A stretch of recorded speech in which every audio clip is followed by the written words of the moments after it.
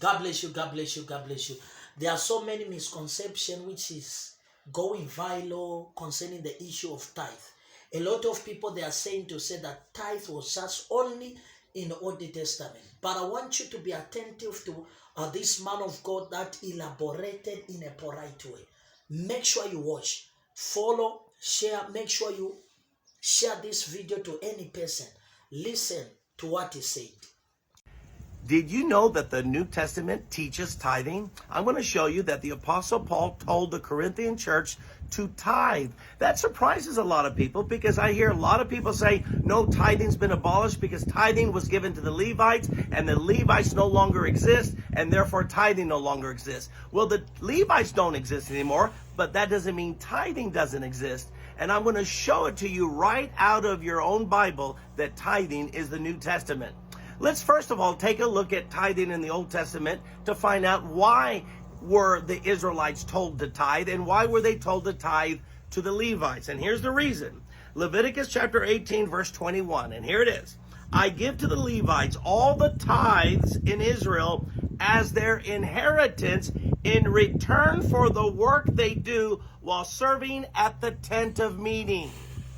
The reason why God commanded Israel to give a tithe to the Levites is because their job was solely to be ministers. And they were to minister in the tent of meeting and minister to the Israelites. They were the minister of the 12 tribes of Israel. And they were not allowed to work farming. They weren't to be ranchers. They weren't to be carpenters. Their only job was to be a minister. So I want you to understand the first reason, and basically the basic reason for tithing to the Levites was for them to have a support for their living. This was their career, if we can say it that way. He re-emphasizes this in verse 24. Instead, I give to the Levites as their inheritance the tithes that the Israelites present as an offering to the Lord.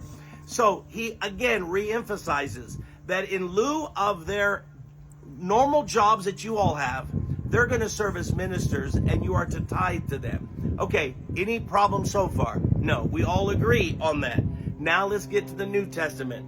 1 Corinthians chapter 9. Listen to what Paul says in verse 13. Don't you know that those who serve in the temple get their food from the temple, and that those who serve at the altar share in what is offered on the altar? There Paul is showing in the Old Testament, don't you know that the Levites, they lived off the tithe of the people because they were ministers of the old covenant. He says, do you understand that? Yes. But watch what he says. Verse 14. In the same way. Can I hear you all say in the same way? In the same way, the Lord has commanded that those who preach the gospel should receive their living from the gospel. He's saying ministers' career is to minister. And because they are full-time ministers, just like the Levites received the tithe, God's commanded that in that same way, they should receive the living in the same way as the Levites. So what does the Apostle Paul do?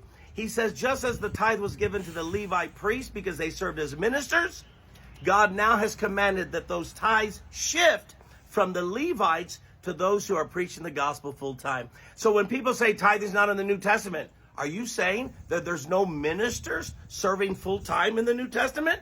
I'm one. That's all I do is I minister. I don't do anything else. I don't have a job outside of the ministry. This is my only job. Are you saying there's not ministers who serve full time? And in other words, the ministers are a reality of the Levites, which are the shadow. And Paul is showing that's where the tithe goes. And to this day, I have not heard one anti-tither be able to explain that. Explain that phrase in the same way. No, you can't explain it. All I hear people do is they tell me verse 15, but I have not used any of these rights. So Paul does say, I have not used any of these rights in getting the tithe from you guys. I haven't used it. But here's my point. He calls it a right. Did you know it is the right of your pastor to receive your tithe? It's his right. Now, I've had people tell me, well, why don't you be like the Apostle Paul and don't use your rights? Listen to what Paul says in 1 or 2 Corinthians chapter 11 concerning this. Watch this. He's writing to the same church, 2 Corinthians chapter 11, verse 7. Was it a sin for me to lower myself in order to elevate you by preaching the gospel of God to you free of charge? Was it a sin? Watch what he says. This is verse 8, I robbed other churches by receiving support from them so as to serve you. How many of y'all know robbing is a sin? You know what he's saying? Was it a sin? Was it a sin for me to do this? You know what Paul is saying? It was. You made me sin because you were so selfish. You were so greedy.